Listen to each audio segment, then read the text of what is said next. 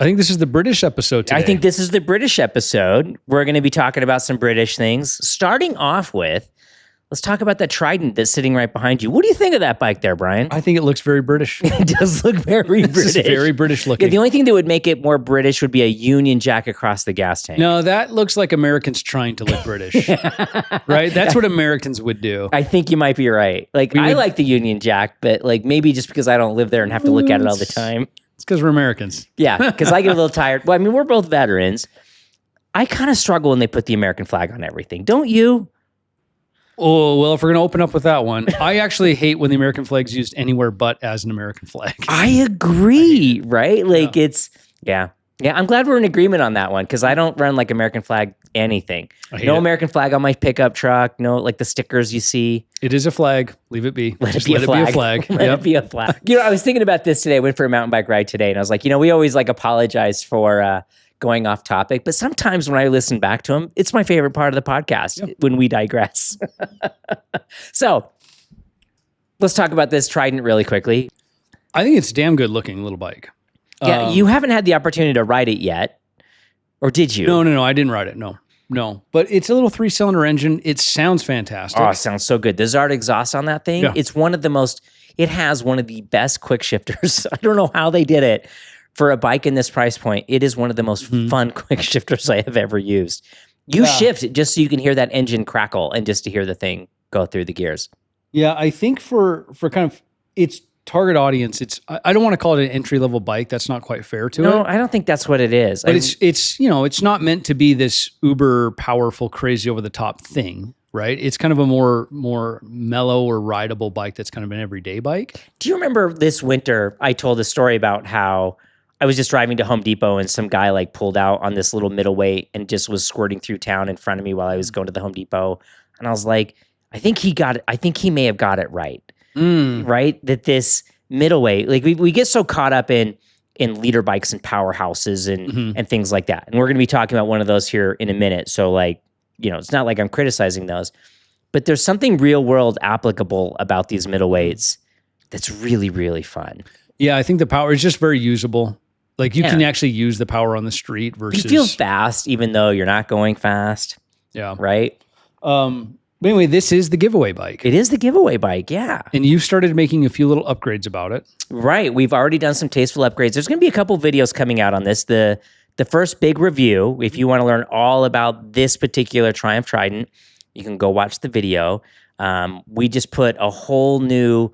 I don't know what to call it. It's like a smart system on it. It's the Cheegy's AI06 dashboard, which has CarPlay and everything like that.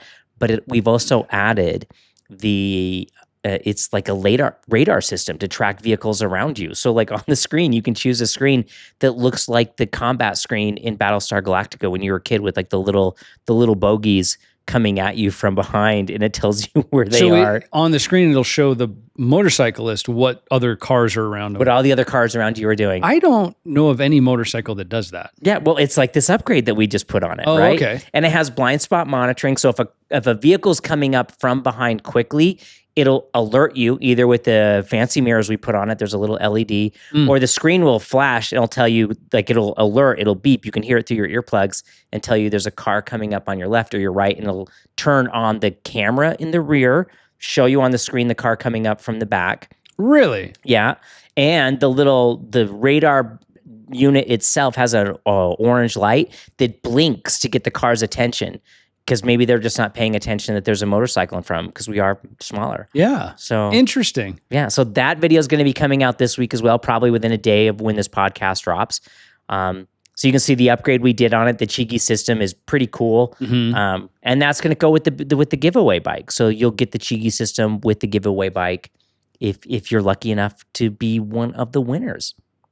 We need to mention how they actually entered to win this. I think that's an important distinction. Yeah. So you go to maybe talk about that. fanofthem.com/CanyonChasers. Fan of Them is it's a small veteran-owned business, just kind of like what we are here. You and I are both veterans. We were just talking about that.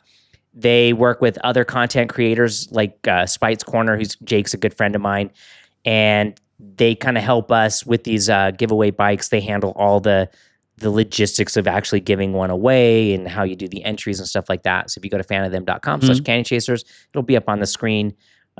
All the details on how to enter to win. And the cool thing is, because they don't advertise this widely, your odds of winning are really, really, really good.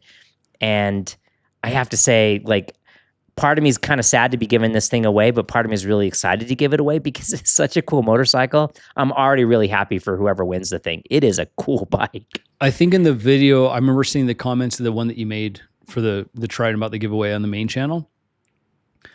I saw several comments on that video of people who are like, thank you. Finally, somebody sees this bike and talks about it. Right. It's like this sort of like sneaky, unheard of bike that it's under the radar. It's completely overlooked. And it really floors me because, well, I have to be honest, I kind of overlooked it. Mm-hmm. I kind of saw it as like, oh, it's just this thing or whatever.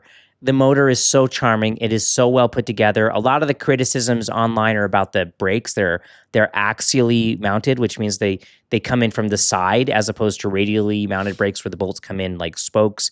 It's racing technology. But for a bike of this weight and with this horsepower, I think it's an under 100 horsepower motorcycle, I think the brakes are fine. They're perfectly adequate for what it does, right? I think I struggle a little bit with people who get too bent out of shape about the radial versus axial mounted. I mean, it wasn't that long ago that our full-on Superbike race bikes had axial mounted brakes. Right.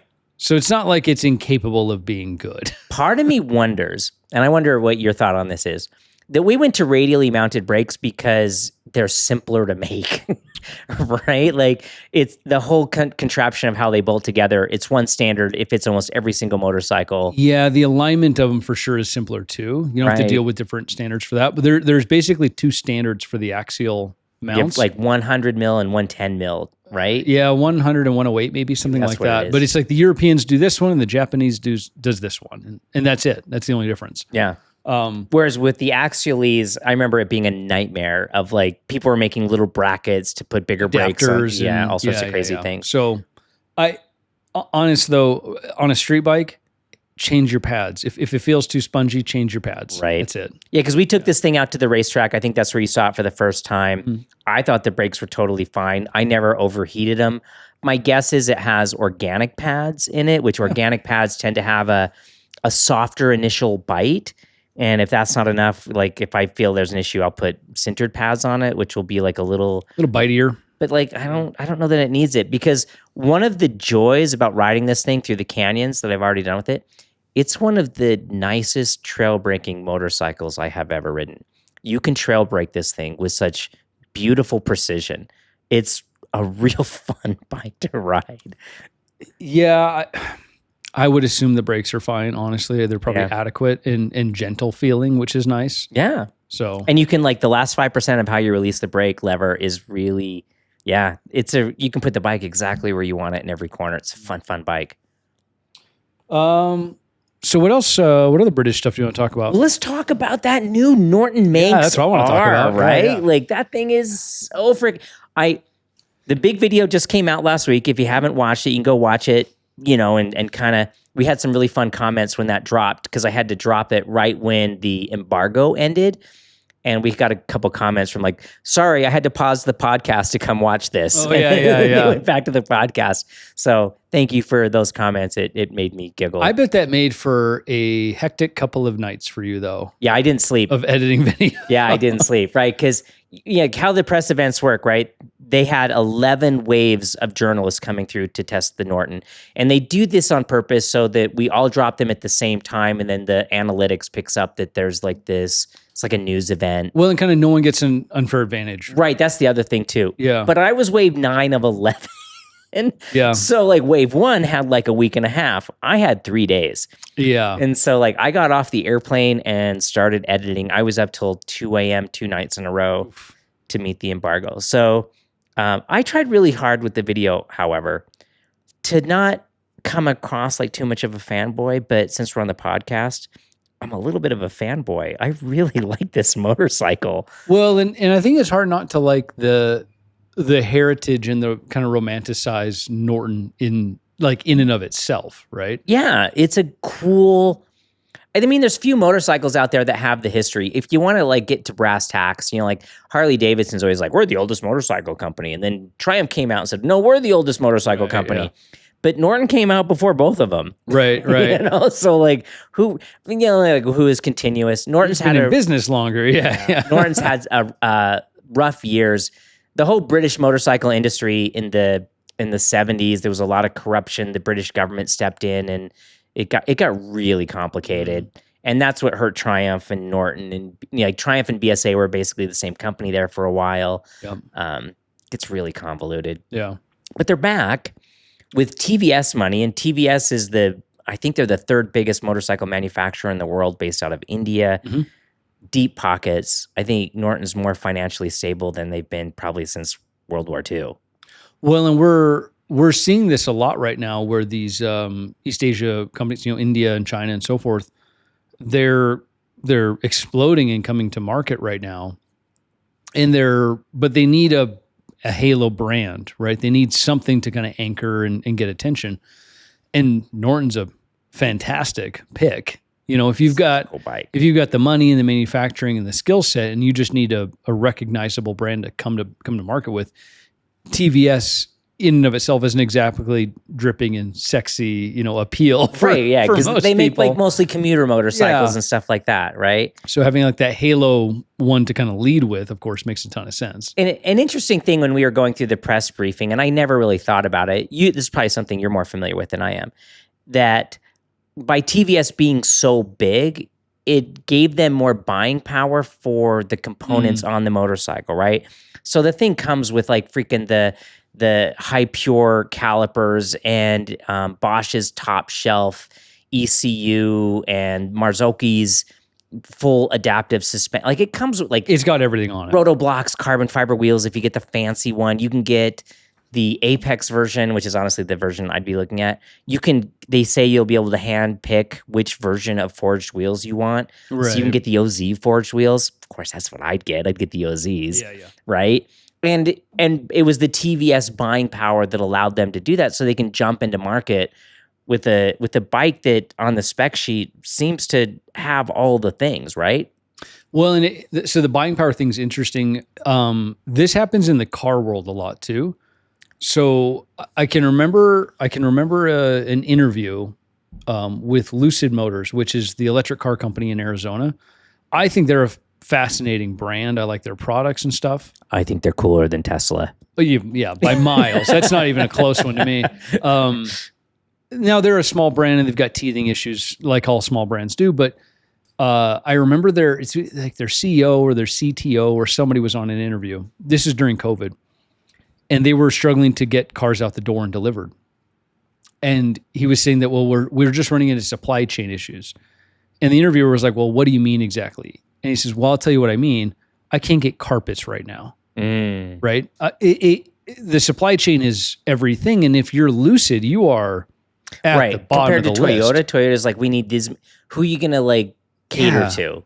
Yeah. The company that buys a gazillion carpets from you a year, or the company that buys 30? Yeah. Like GM gets what GM needs, right? And so, and they're just at the bottom of the list. So it's a huge benefit to Norton to be associated with somebody like TVS and be part of that, because now they basically just get to go straight to whoever they want and buy whatever they want and put it on the bike. Yeah, I mean, I'm lucky enough I get to ride all the bike. I mean, you've been around Panigales and S1000s and even M1000s, right? Yeah. And I was completely impressed, like with the build quality and the quality of the components. Like it was right there. And so, like for a first iteration, but like we're lucky now. Like last week we couldn't talk about it, but this week I can. I can talk about what it was like to actually ride the thing now. Well, I guess my impression of it, and I'm curious to hear what you think though. In the car world, this is much more normal, where in the motorcycle world, it feels like as you kind of move up the sort of performance spectrum, it just gets more and more track focused. Right. It's like now, this thing is like stiffer, it's harder edged, it's Nürburgring lap times. Yeah, the cars love doing that stuff, right? So, but in the car world, Porsche can absolutely sell you, well, if you buy like 14 Macans or something, then they'll sell you a 911 GTS or GT3 RS, Oh, right? you have to have like Porsche history Oh, before you yeah, get yeah. This is they're getting to be Ferrari. know that. Yeah. Oh my gosh. And I think that You have to earn your right to buy a GT3 RS. the dealership has to like you enough and think you're valuable enough as a buyer. Oh my. Wow. It does sort of hamper any sort of like aspiration toward Porsche that you might because have. like I can't even just go get. I have to like. If I you have want to the special earn my stuff. ability. Could you imagine like walking into a dealership and being like, "Oh, I really want that." Nope, you got to buy this one and then this one and then this one and this one, and then we'll consider selling you that one. I got a list of bikes on the floor that you have to buy first. Yeah, that wouldn't fly in the motorcycle world. Talk about a barrier to entry. Yeah, but we digress. But they sell like a track focused version, right? One that's meant to go to do track days. But really what they really sell is the kind of the gentleman race car, right? Right. It's the performance sporty 911, but they know that thing's probably never going to see a track. It feels to me like that's what Norton is building. Yeah. That was kind of my impression, right? That I mean, we were talking about this earlier, that if you want to go buy a World Superbike spec bike, you know, you're pretty well served, right? The ZX-10R is pretty incredible. And if you like European bikes, you got the M1000 and the Panigale V4 RRS, R Race, Corsa, special parts. Just decide how many R's you want. Yeah, like how many R's do you want? There's even the Honda, the CBR 1000 RR. I love that it's called it's referred to as the triple R because the name's absurd. It's got 4 R's. I know, but it has 4 R's. It should be the R Quattro, whatever. But like my impression with the Norton was it kept reminding me of an Aston Martin, right? It was like the motorcycle James Bond would ride. It's the motorcycle that would show up in a Guy Ritchie film, right? And it in so many ways it made it so much cooler to me, you know, like a lot of the other journalists there when we were riding it, we did half of the day on the street and half the day on the racetrack. And they kept kind of like bitching about the like its trackability, you know, like, oh, it's not as good at this and it's not as good at that. And I'm like, holy crap, man, nobody's going to be racing this thing. Yeah. You know, Norton's not lining up on the grid tomorrow. I think Norton even says they have no interest in racing, at least not yet. Right. And it's definitely not what they're after. Right. Yeah. And for me, like riding it on the street, especially, I thought it was just a joy to ride on the street because the handling, you know, they put programmed flex into the chassis. And I asked him about that because Honda played with program flex. And I was like, I remember the Hondas, the program flex, you'd be like halfway through the corner and then it would like flex. And you're like, whoa, what happened? Right. Like it needed so much tension before you kind of got that like give. Interesting. And it was, like the CBR 929 had it. The Superhawks had it. It was just a little unnerving. Never felt it on this one. Right. Like but it just felt compliant. Right. The suspension was a little bit less aggro. Right. The throttle response was like a little softer. Even the punch of the motor, like it was still, 206 horsepower, right? Like it's still a freaking fast motorcycle. But it didn't like punch me in the face when I twist the throttle. Well, and I'm sure that's a little bit, obviously it's by design, right? These modern engines now, they literally program out how does the torque get delivered, right? They control all this stuff with the ride by because you twist the throttle. One of my favorite things in the car world does this better than the bike world does. They talk in very like engineering sciencey terms sometimes, and they'll refer to this when you twist the throttle. This is a torque request. I like that. Yeah, right. You step on the pedal. Well, the driver requested more torque. We will give him, he requested 14% more torque based on the throttle input. But based on this lean angle and the temperature of the tires and the lateral. Well, he picked this mode and this, that, the other. We'll give him, now the throttle's open this much, right? Like all that stuff is all programmed now. But it's not that the bike can't be powerful because this is a 1200cc V4. Yeah. This thing can make plenty of power. But they've built it for this sort of like gentleman superbike kind of idea. Yeah. And so it's meant to be smooth and predictable, but like probably kind of like brutish, but not like scary. Yeah. It wasn't, you have an RSV4, I have the tonal version of the exact same motorcycle, right? So it's the same engine with a different tune. Yep. And the person that we bought them from, I remember chuckling. I walked in thinking, well, I'd rather have the Tuono because I don't need that much horsepower. Right. And he's like, no, the Tuono scares me. I only ride the RSV4 because it's less scary. And I was like, what's wrong with this man? And then you bought the RSV4 and I rode yours. And I'm like, holy crap, mine is terrifying by comparison.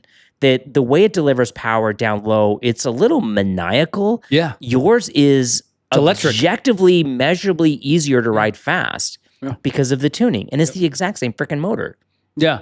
Yeah, it is wild how the same engine based on like tune and other like bolt-on type things totally changes the way it behaves. Because mine feels, I'd have to go look at this, but it feels to me like my RSV4, the torque curve is dead flat.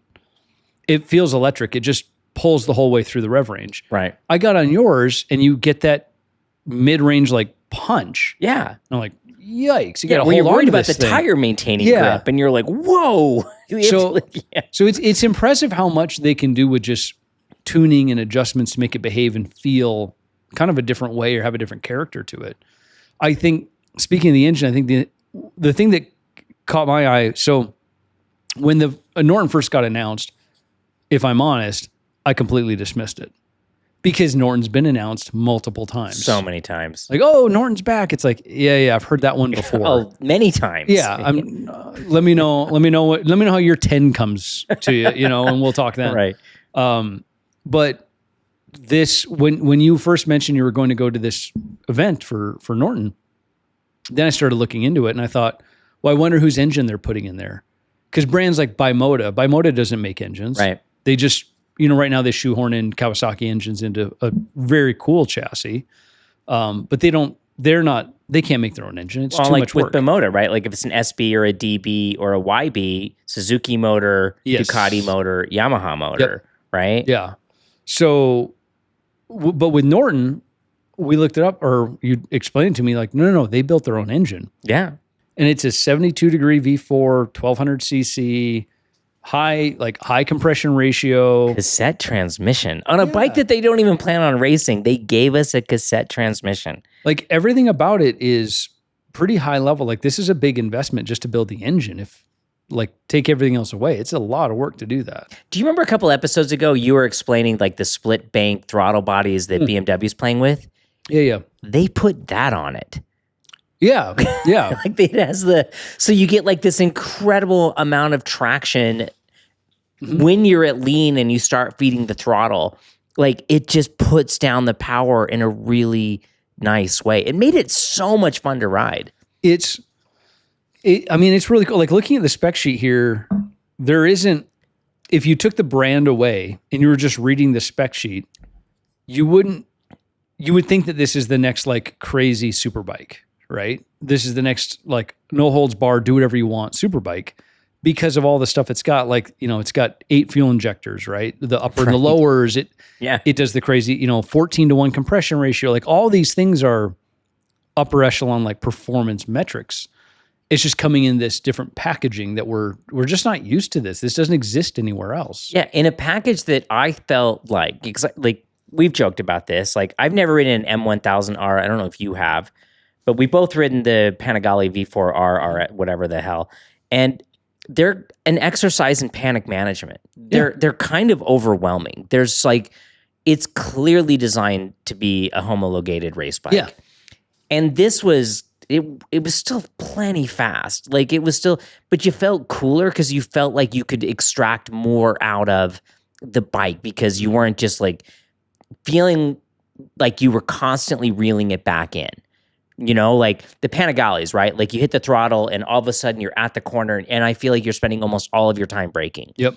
But the way this thing delivered power and like his crazy firing order, or not firing order, but it is the firing order. The like it's one sequence. Yeah. Sequence. Yeah. It sounds really, really cool, but it was also, it never gave you like that like unusual surge. It was like a real linear power delivery. So you felt like you could go into a corner in a gear higher than you thought you needed to, and it would pull out really cleanly, and it would make good sounds, and like, yeah. So it doesn't surprise me that they came out with the Superbike first, right? But my assumption is that they're going to come out with more models. Yeah, I think this year I think there's 2 or 3 more bikes coming this year. One of which will be the Norton Manx. This is the R, the fully fared one. The Manx without the R is a naked version. It would be like the Tuono equivalent of this one. And, the pictures I've seen so far, I should say this. When I saw the photos of this one, I was like, I don't know. Like, whatever. But to see it in real life, it has this cyberpunk, super cool look to it. The Norton Manx without the R, the naked photos that I've seen, I'm like, I don't know. But based on this experience, I'm completely withholding judgment until I see it in real life. Because this thing in real life, the R looks so good in real life. It will be interesting because I would assume that this is the one that gets the attention, because sport bikes always are super bikes especially, right? They're always a little more sexy, a little more attention grabbing. Stunning. The naked bike never quite gets the attention, even though if you look at the sales numbers, that's what people go by. Oh, yeah. Right? Right. I would rather have a tube bar. Yeah, right. For most of what you do on the street, especially, being a little more upright is worth it to sacrifice the looks a little. Are they coming out with more like touring or other, like, are there, because I would assume that once they've got this platform, now it's like different flavors of the platform. It really does look like they're looking at what Aprilia is doing. I mean, Aprilia is also in a tiny company. The next bike that's supposed to drop this year is, for lack of a better term, it's like a Tuono version. It looks like it's the front bank of the V4. So like a 660, like a 700cc parallel twin, Yeah. and a little adventure-y looking bike. Cool. I really hope that Norton invites me to test either of those things. They both look really cool. They seem to be really leaning in on the silver thing, and maybe that's why I keep going back to the Aston Martin kind of connection, because it has that very British, understated, simplified aesthetic, which I found to be really appealing. No freaking wings and... I was just going to say, I feel like I should take one of the press photos and just like with a Sharpie draw some wings. To see what it would look stuff, like. No, just to ruin it kind of. Well, the other thing too is, all right, so they did this thing, they called it reductive design. Right. And you've been around the Panigales and thing. They always have that ABS black plastic like around the headstock or like in weird little places around the radiator. Like hide stuff, basically. Yeah, they're hiding things with these little ABS panels. The Norton didn't do any of that. Everything was it was much more intentional. And I thought it was like, and you really don't see a bolt on it, but the gaps on all the seams were kind of perfect. And so when you're on the bike and you're riding it, you have this big giant gauge. It was kind of funny. The gauge didn't have any of the style things came over. The gauge was very like analytical. Mm-hmm. Like there was no slats or like color things. It was just a very, what's the right word? Utilitarian gauge. And I like that about it, right? It's a big, huge, giant touchscreen gauge, whatever. But it was just easy to read. It was easy to navigate the things. But you're on this thing and it just kind of feels special when you're riding it. You're looking, the top triple clamp especially. I made such a fuss over the top triple clamp that the man who actually designed the motorcycle, he goes like, you're the first person who ever, he goes, I spent 3 weeks on that top triple clamp trying to get it right. And like, you're just gushing on it. It's like, they made special covers for it, for the super signature, special parts, limited first edition version. And I was like, oh, that's too bad because it looks so much better without those. And I think he got like a tear in his eye because he's like, I put so much energy into that triple clamp. It was a really good looking triple clamp.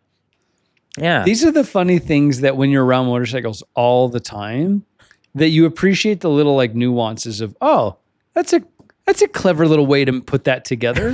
Right. Because there's little occasions when you look at how one brand does, at the end of the day, these all look fairly similar, right? It looks like a motorcycle. They're not that different. Yeah. But you'll see certain things that a brand does, and you're like, that's actually clever. I like that. That was little things, or, I see why those two pieces are cut that way. It's because they kind of self-align because of what you did, When the lines connect. Yeah, it's just like similar little things like that. You're like, I appreciate that.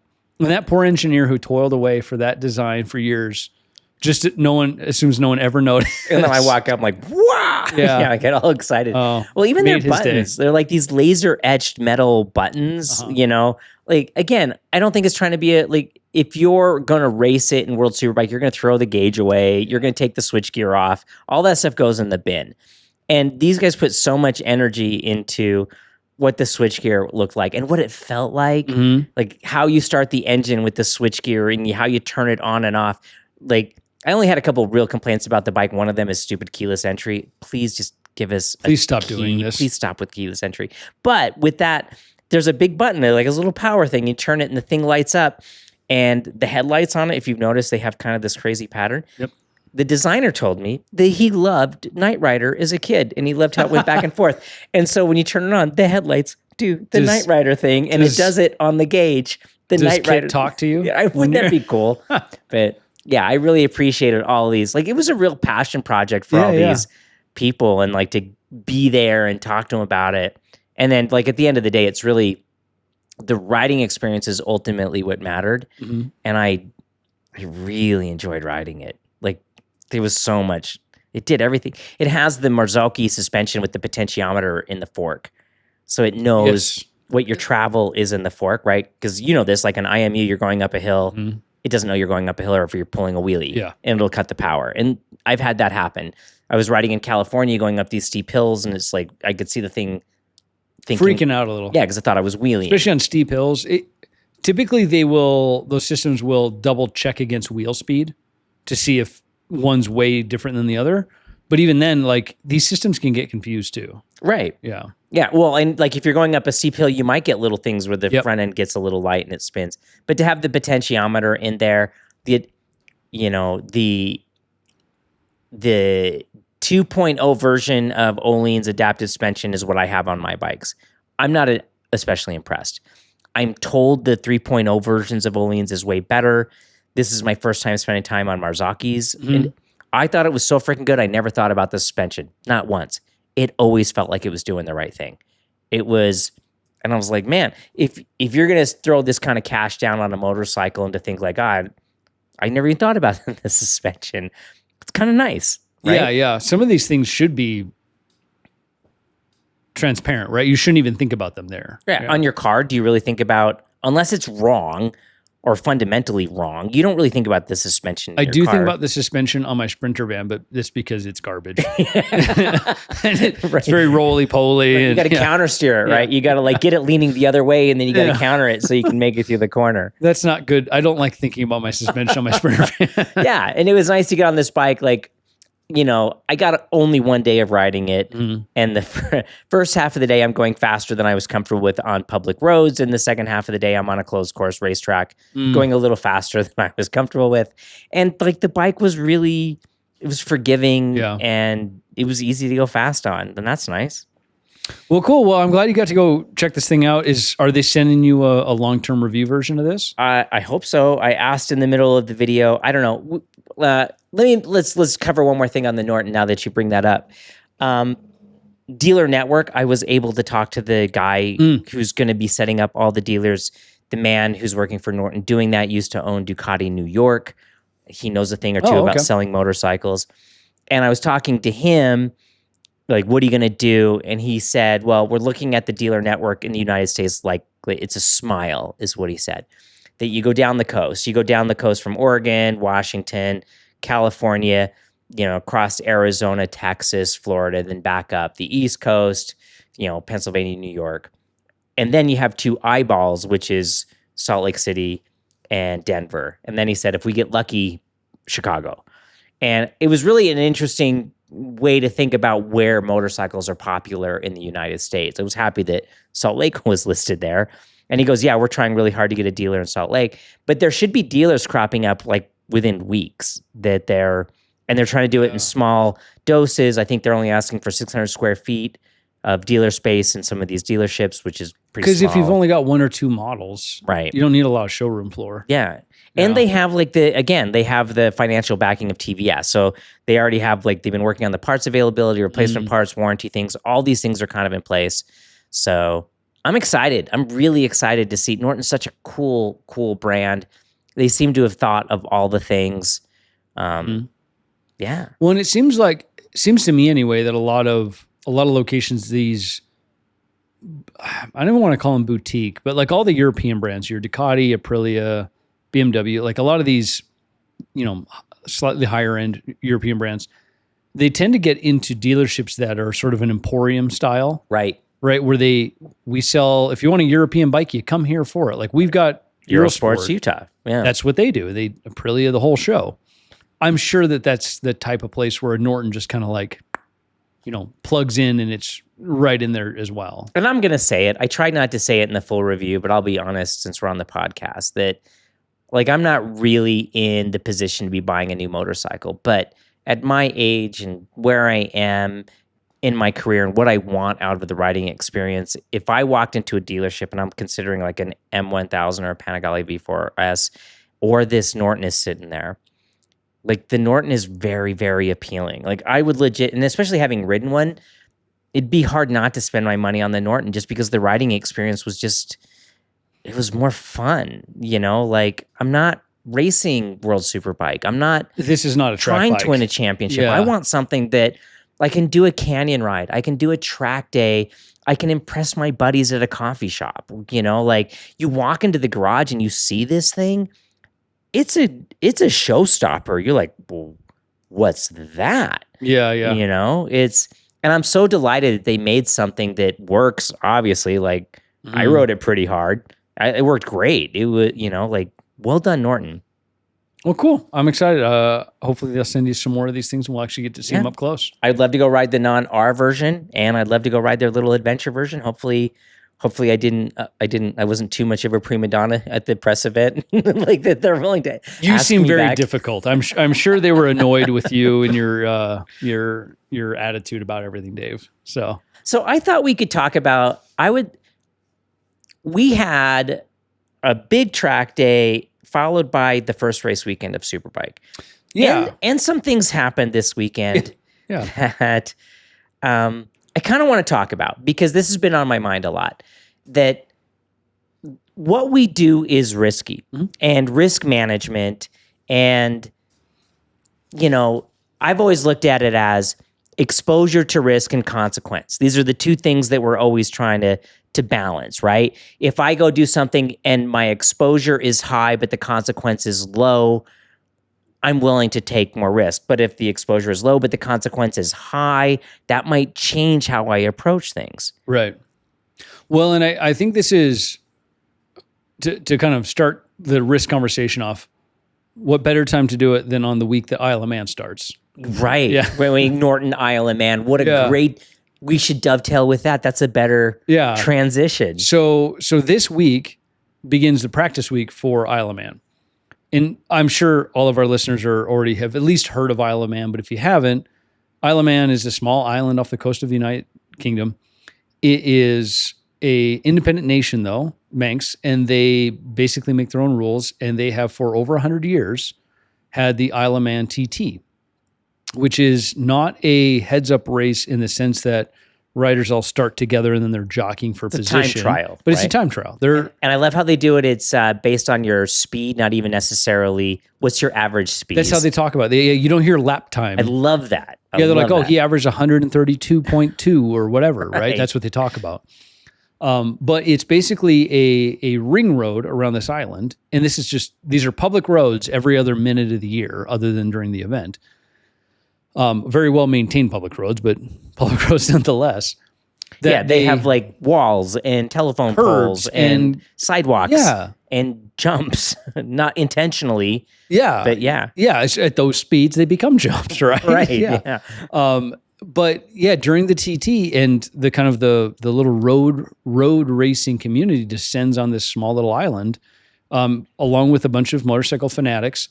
I think both you and I have agreed on the list of motorcycle events in the world. This is if this isn't number one, it's in the top couple. It might be number one for me. There's few things that could like you can go to Isle of Man or this other thing. What's the other thing going to be that like supersedes Isle of Man? For me, Isle of Man is actually number one because I could make an argument that even like a Mugello MotoGP round or one of the Spanish ones, right? Looks a lot like a Jerez round, which looks a lot like there's more opportunities. They're not as special because there's 22 of them.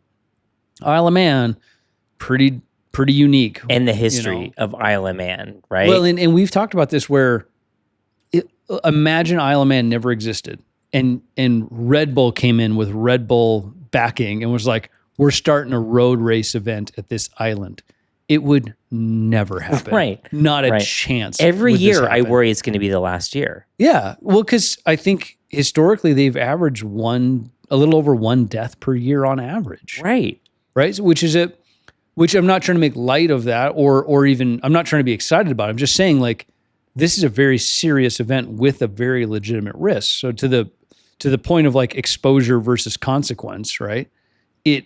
These guys are extremely exposed and the consequences are dire. Right. Concrete walls or brick or stone walls, right? Yeah. You don't have a small crash at Isle of Man. Yeah. So, and the speeds are tremendous. It's not like the olden days when it was 35 horsepower, and the average speeds were 60 miles an hour. Yeah.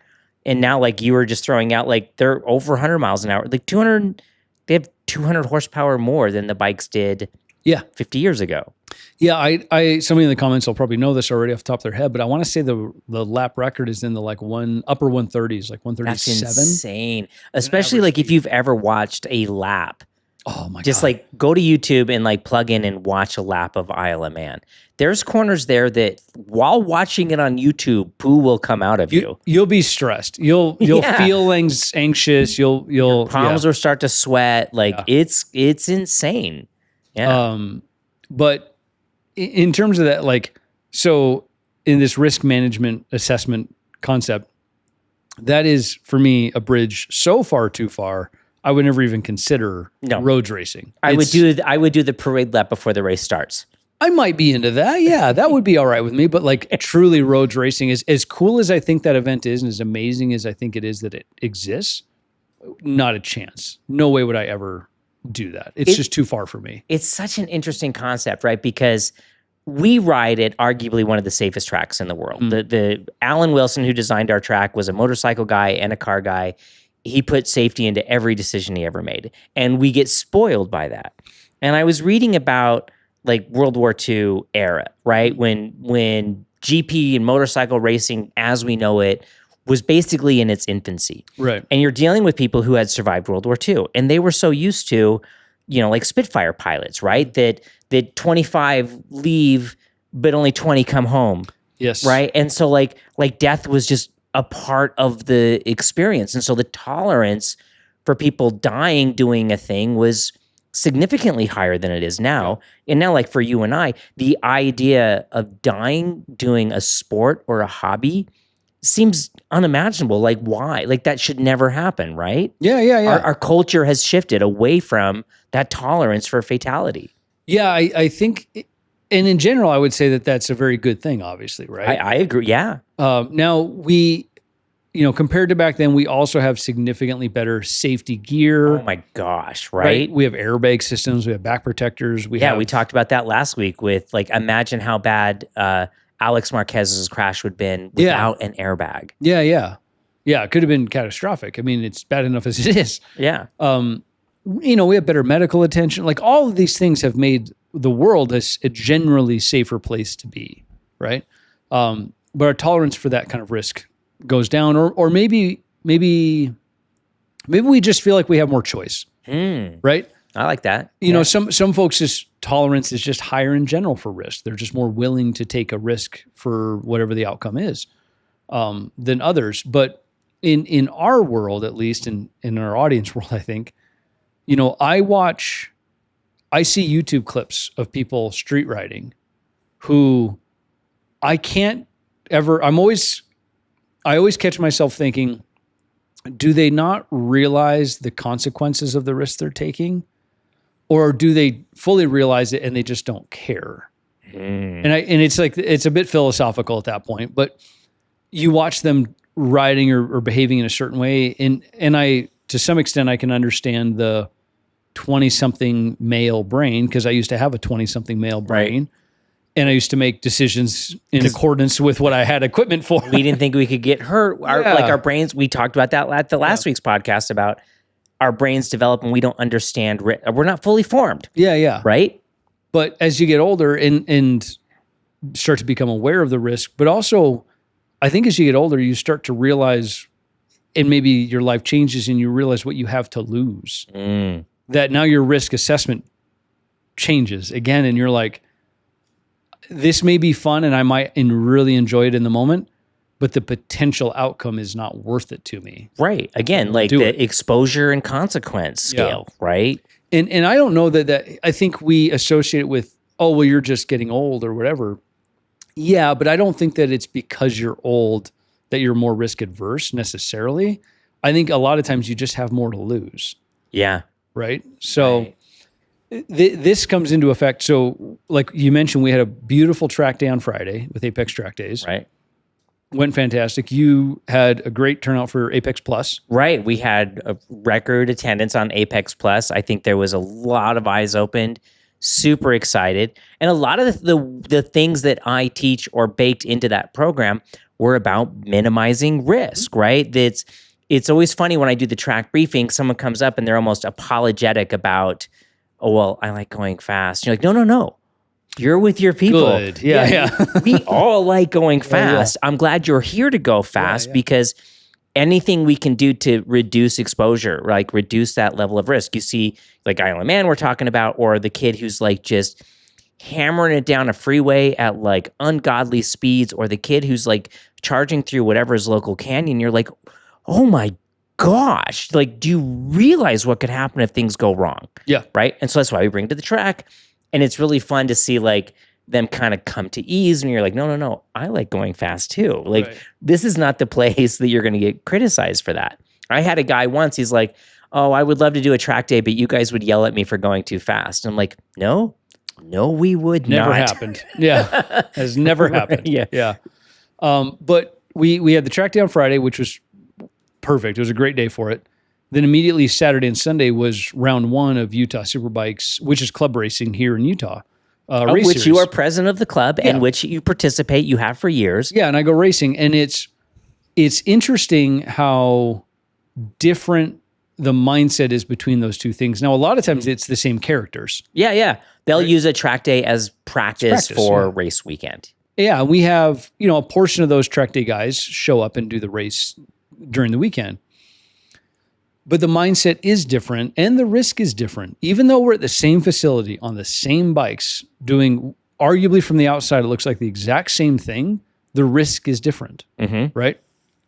At a track day, we're all riding around in circles, trying to kind of stay out of each other's business for the most part. That's passing is a part of track days, but like it's baked into the system to be kind, to be polite, to pass for the other person's comfort, Yeah, don't affect their ride, basically. Right. Like if people, like the joke is if people are talking about you by the end of a track day, it's probably not good things that they're saying. Yeah. Right? Yeah, whereas, racing, when you go in, the mindset's different. We are gritting up. I'm trying to be ahead of you. I'm trying to beat you in the race. The whole mindset shift is different from there. And I think from the outside, it could be like, oh, you guys must be more, I don't know, fighting with each other. Yeah, you don't like each other. Or it's like the competition. But in reality, even during a track day event, the people who I am most aligned with socially and mentally is the racers. Yeah. Because we're all kind of there with the same mindset, the same maybe skill set, at least similar. You kind of go about it in the same way. So we all know when we show up for the club race, even at club racing level, we're signing up for a different level of risk, right? This played out for me this weekend. Yeah, because I was announcing, I watched this happen, and I had a hard time watching this. It upset me a little bit to see this happen. Yeah. So in our premier race, we call it the King of the Mountain race. It's the premier one. It's the longer race with all the kind of the top riders are in it. I'd had a good start, was leading the race. Lap 2, the guy in second place went to make a pass. It was a later pass, close pass. It was an aggressive pass. Yeah, we ended up making contact in the corner, and I went down. I crashed. That though that is that happened. I didn't want that to happen. He didn't want that to happen. Neither of us wanted me to fall down. But that's a risk of club racing, right? I knew that going into that race, the passes are going to be tighter because we're all pushing and trying to win. This is a potential outcome. Is it, things happen, bikes come together, and somebody falls down sometimes. Luckily, I'm fine. My Alpine Stars gear held up perfectly, did exactly what it's supposed to do. I crashed yesterday, and I'm here talking to you today. Right. So at the end of the day, the outcome was okay in terms of physical damage to the bike, damage to the suit, things like that. But it's a very different risk that you take when you go club racing. See, I have two thoughts on this. And first is, and I'll be honest, racing is more risk than I'm willing to take on. I love it. I support it and whatever, right? It's not an anti-racing thing. But to sit back there, I was in the tower announcing, and to watch it happen, my perspective was that, this other rider did the inside pass. It was aggressive, but it was clean. But at the last second, it looked like he just drove to the outside without any regard that you were there. And that seemed completely unnecessary to me. That I would like to see, and this is just maybe my acceptance of the risk scale, that especially when you're dealing with club racing, right? We're not talking about World Superbike or MotoGP where you have 5-10 years to make the money you're going to live on for the rest of your life, right? Like, this is your thing. You're dealing with people who have jobs and kids and mortgages and a life to go back to on Monday. That in club racing, I think it should be that if you contact another rider and that rider falls, you're disqualified. Because I think there should be more severe penalties for initiating contact. Now, you've told me stories before. You've showed me your leathers before where riders come to contact and you'll have like a tire mark on your leg or whatever. And you're like, but we didn't fall down. It was all, he backed off, I backed off. Everything was okay. Yeah. But, and again, I wasn't as close. Like, I was kind of far away when I watched it. It just seemed like there was no need for that. It was like the second lap of the race. Like, there was plenty of time. Right? Yeah. And these things, I know the other guy very well. We actually get along great. He came over to check on me afterward. Like, not for a second do I think that any of that's intentional. No, I would never assume that it was intentional. Right? I think that's an important distinction. And I think it's just, sometimes you make decisions in a heat of a moment. And it's funny, we talked about this, the brain thing on the last episode. I actually watched an interview recently because we're building up toward Isle of Man. Right. They were talking about a study that they had done looking at onboard footage of Isle of Man. And the brain scientists, whatever type of scientist that is. Neurology? Yeah, they basically were saying, hey, these riders are actually having to make decisions at a speed that is too fast for the cortex. Meaning your cortex, which is your logical, thoughtful, forward-thinking part of your brain, it takes more time to go, do this, and send the signal downstream to go do the input. They're riding so fast and they're making decisions so quickly that a lot of it relies on kind of the limbic system, which can be very quick reactions, right? And that's, I think a lot of times you hear this term of flow state. Right. Where your logical part of the brain is like, sorry, you're actually too slow for this activity. You can't make these decisions. I think that's what happens and does happen very often in racing is people fall back to that limbic part of their brain where it's emotional, reactional decisions. And you make a decision and you do a thing without fully thinking through all the consequences that are going to come from it. Right. Right. And I very much think that can happen to even very experienced riders where decisions are made in the heat of the moment, and you don't quite think through all of the long-term consequences instantly, right? Now, I don't know if that's what happened in this instance or not, regardless. But at the end of the day, this was club racing, and I took this risk, right? I gritted up. I showed up. So the risk of potentially bumping into another rider and falling down was something I signed up for when I got there. I say that in every riders meeting that I conduct, that understand the risk that you're taking today, that even if somebody else runs into you and hits you, who's ultimately at fault? Well, you are, because you still chose to be here. So it's I guess it's not an easy answer, right? And that's why I still really struggle with it. I really do, because somebody who might want the purse, like the race you were racing in, it was a $2,000 purse, right? Or you want that trophy or whatever, and being willing to put somebody else at risk, or being more hungry for that goal to put somebody else at risk is hard for me to reconcile. And that's been a big reason why I've avoided racing, despite how much I love it. And we talk about it here about racing, and like I understand and don't criticize you on any level for doing it. But it was really hard to watch that happen. It was really hard for me to see that happen to you while I was up there in the tower. Yeah, it is a tough thing. I think it actually brings me to another point about this. So I have my young nephew. We've talked about him several times on the podcast. He's 13, been racing supermoto and mini moto and stuff for years. This weekend was also his first weekend racing on the big track. So he has, again, he's 13, but he has an Ovale. It's called a GP7. It's a little 250cc. Sick little motorcycle. 4-stroke. Yeah, a little GP bike. It is a proper little bit of kit. Oh my gosh. It's like the old Honda NSR 250s or whatever they were back in the day. It is a full-on, it's cool. Kit. It's like, I mean, it's not cheap, but it is so cool. So anyway, he's out on that, and it's the perfect bike for that type of rider to be, learning how to go on this. What's funny is on the big track, he's considered a brand new racer, a novice.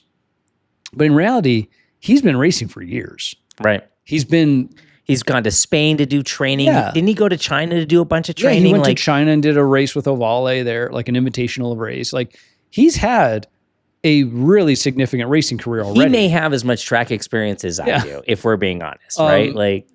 But on the big track, he's brand new. But what's interesting is his skill on a bike is very high, because that translates directly from the Ovales on the kart track to this new bike on the big track. Effectively the same skill set.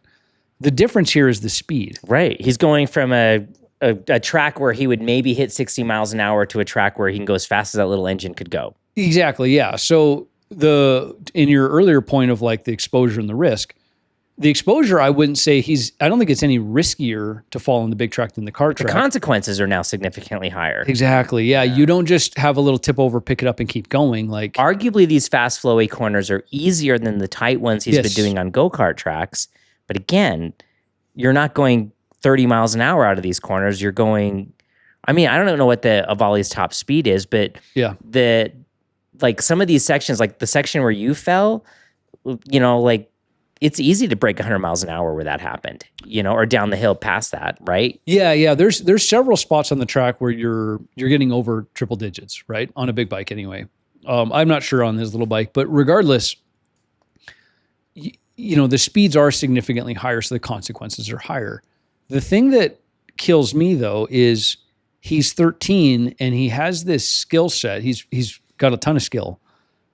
And he's on a bike that's very capable. It's a proper little bike. And so you put those two things together and he can very quickly go pretty fast. Right. And be competitive. And he is fast. I've been on track. I've been in sessions with him. He's very fast. The speed he carries through corners is unimaginable on a big bike. It's not unimaginable, Dave. It's impossible. It's impossible. Yeah, it's true. Yeah.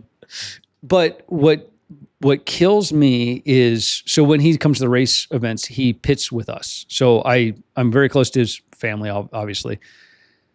What kills me, though, is other adult riders will come, and they have the best intentions. They come and they're trying to be positive. They're trying to be encouraging, but they're saying things like, "Oh my gosh, you're so fast. You're going to be beating me soon," or I couldn't even keep up with you, and all of these reinforcing things for him. And it's sort of, he's a great kid. He does not have an out of control ego. No, he's at thoughtful. All. He's if anything, he's a fairly quiet kid in a lot of ways. Oh yeah, he totally is a quiet kid. But he's 13. He literally does not no fault of his own, he does not have a developed frontal cortex. He doesn't understand risk. He doesn't understand mortality or all the consequences. What kills me is these adults who should and could know better coming over and kind of like pumping him up and boosting him all the time and just kind of rewarding his speed all the time of like, that's the thing that is valuable about you is how fast you are. Right. And you're going to distort his sense of risk. Or his sense of priority. Yes. Right? That the priority now becomes the expectation from all these adults in my world, right? We sometimes forget that he's a kid because he's hanging out with grownups. Yeah. That they want me to be fast. They want me to turn these quick laps. I think he even mentioned to me, he's like, I'm going to turn a 142. I'm going to turn a 142. And I remember like thinking, and I should have said something, and I was like, stop chasing lap times.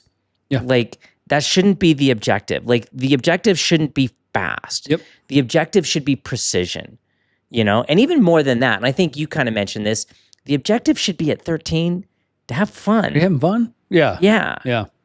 That's the thing I would love, and for if you're listening, if you have that experience where you are with a youth of some kind, and regardless of what sport, whatever the sport is, right? It could be track and field, it could be baseball, it could be whatever. Right. The focus should be on, are you enjoying this? Is this a positive experience? Are you having fun? Make sure you're having fun.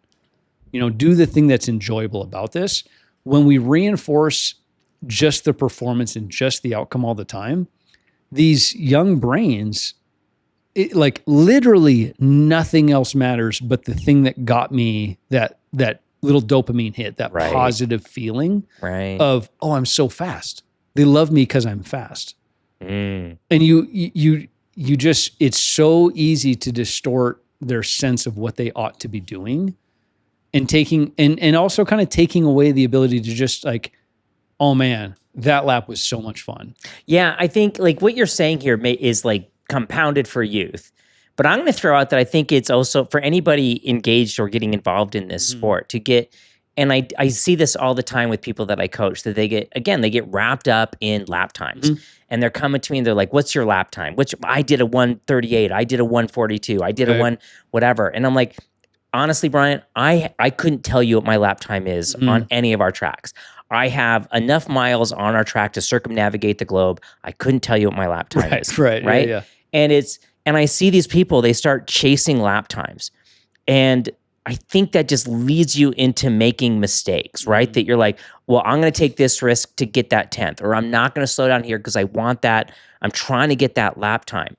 And, you know, for a kid, that's compounded, but you really you lose sight of precision and, you know, and the joy of the thing. Like one of my favorite sayings is, fun is fast and fast is fun. You know, like all the time, like if I can get them to stop, like, no, turn off the stupid thing. Don't look at your lap times, whatever, just go out there. And they start just having fun. And they're like, you can see the joy in their riding. They're just playing with the motorcycle. And you come in and you're like, you just did a 138. I did a what? And I'm like, yeah, that's 4 seconds faster than when you were chasing a lap time when you weren't even thinking about it. Yep. You were thinking about all the right things to do and just enjoying the experience. And I think that's more important doubly for someone, kids especially. Yeah. I see this, I feel like I see a similar thing happen with women at the track. Yes. Oh my gosh, it's a huge problem. Yeah, huge problem. My experience anyway, and I've been at the track for a long time. Yeah, we've been out there for over 20. We've been out there since the track opened, which is 20 years this year. My experience is not that. There are some guys who are very simple-minded, and they don't like that women are in a men's world. Oh yeah, they call it ponytail rage, right? But like, yeah, that's actually a whole other podcast in and of itself that I'm kind of working on. Well, in the and I would say that that's a minority, though. That is a very small sector of very small men. Yeah, who well said. We're just going to leave it there. who feel that way. The majority of men, that my experience anyway, is that they're pumped to see women at the track, and they're really positive, and they're trying to like offer advice and guide, you know, whatever they can. Oftentimes, not the best advice. Well, and too much too soon advice. But I think women sometimes get the same problem that young kids do, where everyone's like, "Oh my gosh, you're doing so good. You're doing so good. You're doing," and it's like, oh, I have to keep pushing harder and harder. And again, you kind of distort their, like, let everybody have their own sense of risk and safety and where they want to push. I think in general, I think adult women especially do a better job of managing. Yeah, because they're grown-ups, right? Yeah. Well, Yeah. we've seen some women that are just like fafangul and off they Yeah, go and yeah, they do yeah. their own thing. And you're like, right on. but- You keep doing that. But I think just in general, it's like I watched this happen to him, especially because he's 13. And I'm like, man, I wish you guys would support him in the right way and not just focus on, oh my gosh, you're so fast. You're going to be so good. You're going to be, oh my gosh, you're going to be a pro. Well, because your nephew is not the first young rider we've seen come through the ranks over these 20 years that we've been out there. And I worry about all of them. The same way I worry about like a lot of new riders that come out and they show promise early. Yeah. Everybody gets excited, like trying to be encouraging. And I think most of the advice that is given is bad. Yeah.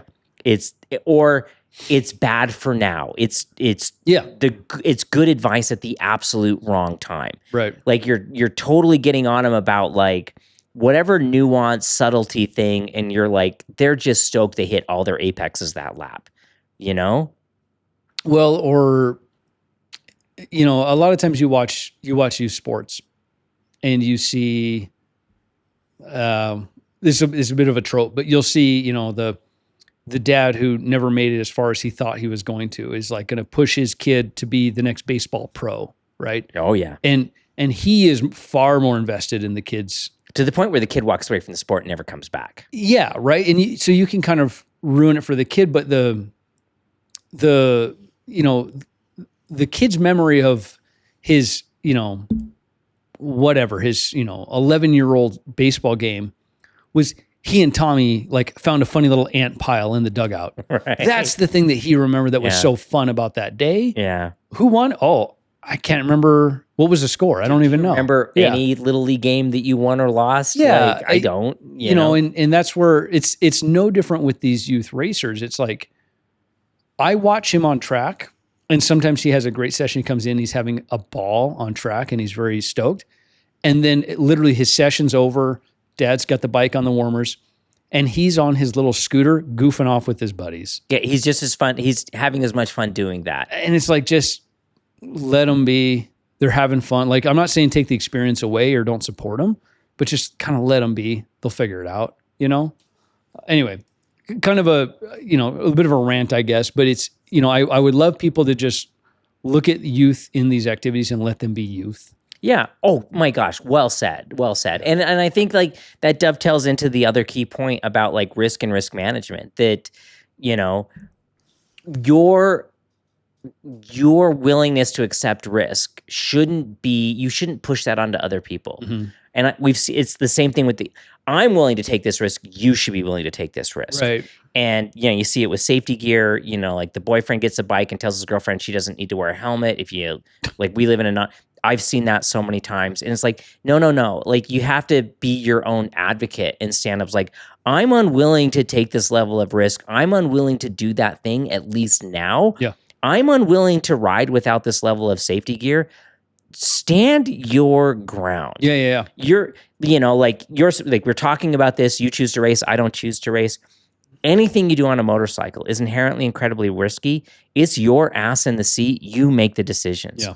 Right? It's so important that you do what feels good to you. I saw a clip on Reddit this morning.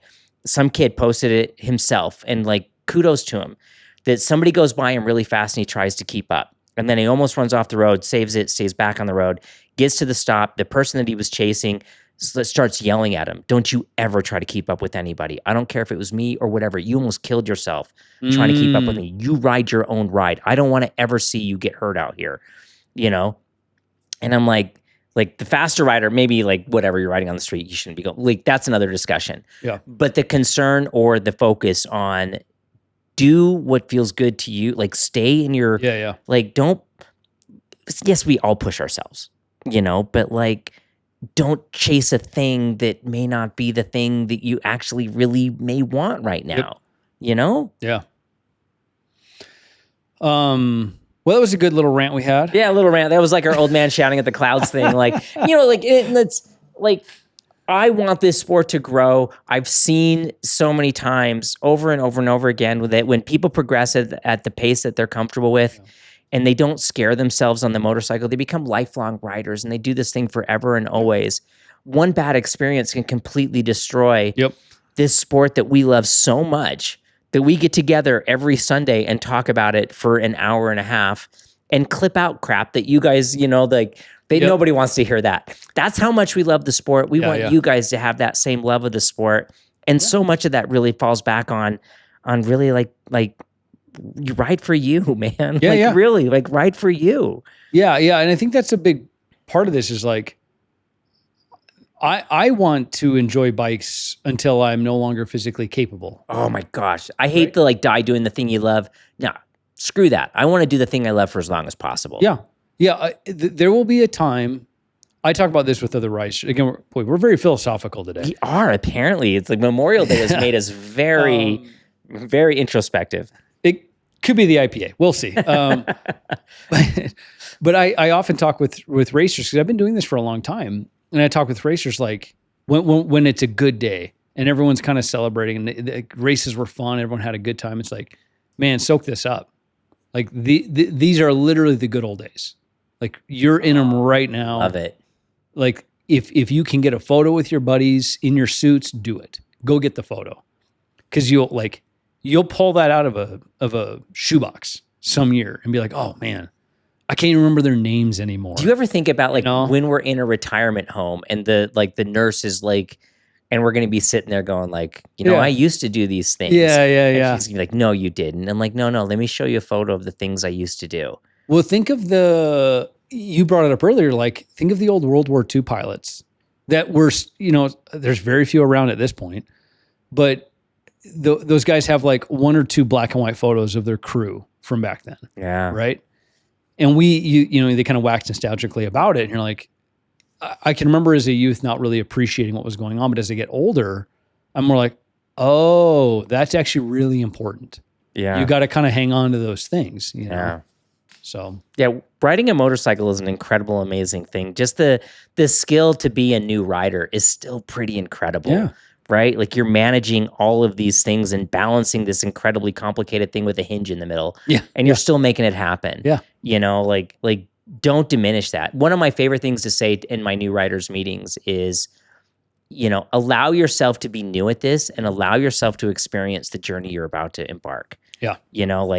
It's incredible if you allow yourself to kind of be present for the hard parts as well as the good parts. Yeah. Boy, that was philosophical. Holy crap. I'm very teary-eyed right now. Right, a little emotional. We're going to blame the IPA. Yeah. Well, guys, thanks for sitting through on our little rant on on risk and risk assessment and risk acceptance. And the Norton Manx R, which is a cool bike. Go check out the other video. Don't forget about the Trident. The giveaway bike? Give it away for free. You can get that thing for free. And I love the thing. I think the bike is killer. And anything else, Brian? Any other good conversation. This was fun. It was a lot of fun. Thanks for hanging out. I'm sad we mentioned last week that Aya may have joined us. She had a little bit of a house emergency. We live in a state where there is no rent protection. Her landlord came after us like, you have a week to get out of your house. I'm selling the house. And so that's why she's not here. Yikes. So I think what I've learned from this podcast doing this is trying to line up schedules with guests far harder than I ever expected. Yeah, it's the hardest part. to be. Yeah, and another thing, we're trying to get the technical director of Norton on this podcast. Yeah. His name is also Brian. He did the presentation when I was there in Spain about all the cool stuff they did on the bike. I asked him when I was there, would you come do this podcast? Our audience would just die for this. And he goes, yes, I absolutely will. But he's got to be one of the, I can't even imagine how busy he actually is. But we're working on it to have him on. It's going to be super cool. We'll make it happen. Don't worry. Yeah. He's eager to come on. I think he was pretty stoked about it. Yeah, it'll be fun. So cool. All right, guys, have a good week. All right. See you next week.